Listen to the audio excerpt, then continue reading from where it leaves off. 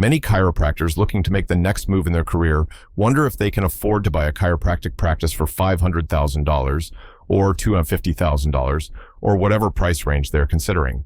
Whether the price point of the practice is $500,000, $50,000, or anywhere above or below that mark, most docs don't have a clue about how much they can actually afford to buy a chiropractic practice at any price. Of course, you've heard the old adage, you've got to spend money to make money. Perhaps you've even debated that when it comes to the decision of whether to buy a chiropractic practice or start your own from scratch.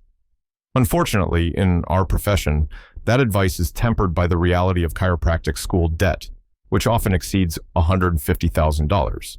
It is understandable, then, that young, responsible, and prudent chiropractic professionals are conflicted over assuming additional debt to move toward goals they set while in chiropractic school. In other words, you may dream about owning a thriving million-dollar practice someday. But the burden of student loans, mortgages, and everyday living expenses may cause you to doubt your ability to reach that dream, at least anytime soon. On the other side of the debate, the enormous benefits of acquiring an established, high-grossing, high-profit chiropractic practice will certainly outweigh the financial risks if the buying opportunity is good and the value of the practice is accurate. Other factors, such as attractively low interest rates or extremely favorable seller terms, are additional considerations. Let me give you an example of the foresight you need to make this happen successfully.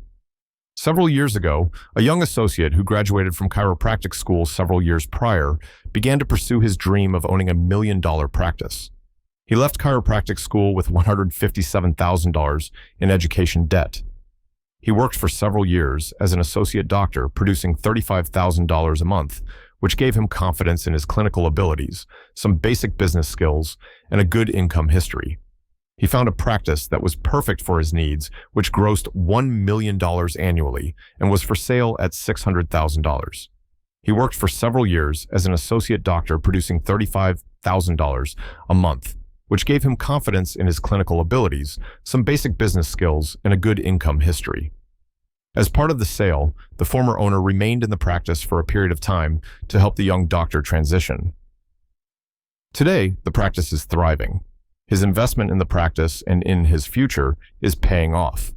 The young doctor went from making an associate salary in the low five figures to a healthy six-figure income, and this enabled him to not only pay his practice loan, but also his student loans.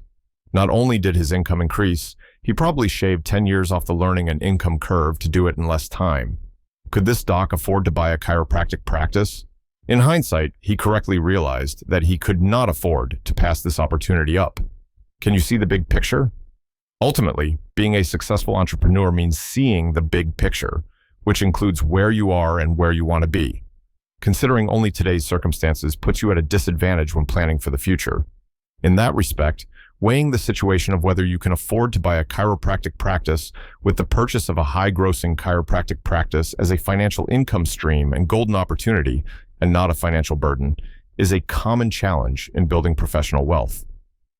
While it is true that assuming a large amount of debt seems imprudent when one already has substantial outstanding obligations, when it comes to investing in your professional future, this short-sighted thinking may not necessarily apply.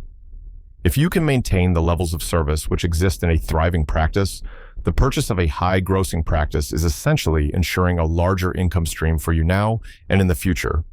Of course, increased income from a busy and established practice will greatly enhance your ability to generate and accumulate wealth. To be fair, we must also mention the other obvious option when considering a practice purchase, starting a practice from scratch. However, entrepreneur beware. Even though the initial investment for a startup may appear to cost less than buying a high-producing practice, the fact is that you will lose out on the instant cash flow that purchasing an existing practice offers. As a consequence, you will need to acquire additional startup capital to make up for that fact. For more info, see https://www.strategicsdc.com or email info@strategicsdc.com.